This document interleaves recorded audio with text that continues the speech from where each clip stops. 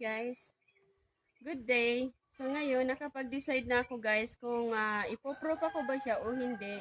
So ang decision ko guys is ipoprop ako na lang siya. Bakit? Kasi para dumami na siya. Kasi minsan may mga customer na gusto rin bumili nito.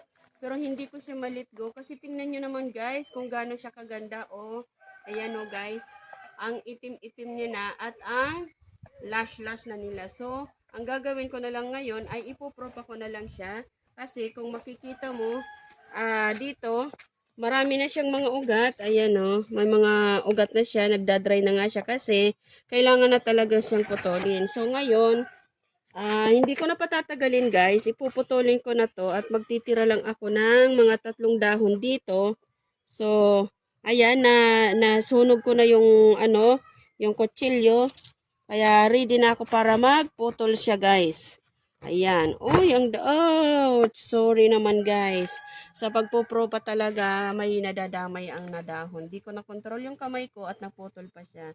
So, sorry na lang. So, ito na guys. Ang ating mga ugat. Kailangan natin silang kunin. Ayan. Oops, masyado naman na silang nakailalim. And ito nga pala yung name tag niya guys. Ayan, black cardinal. So, ayan.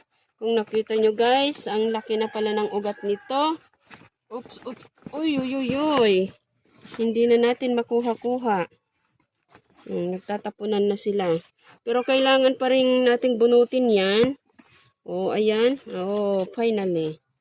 Nakuha na natin. So, ito na guys ang napakahabang ugat. Ayan. At ready na tong i-propagate natin guys. So ito na siya. Ganyan na siya kaganda madlang people. And that's it for today's video. Bye-bye. Bye-bye guys. Please don't forget to follow and share. Bye-bye.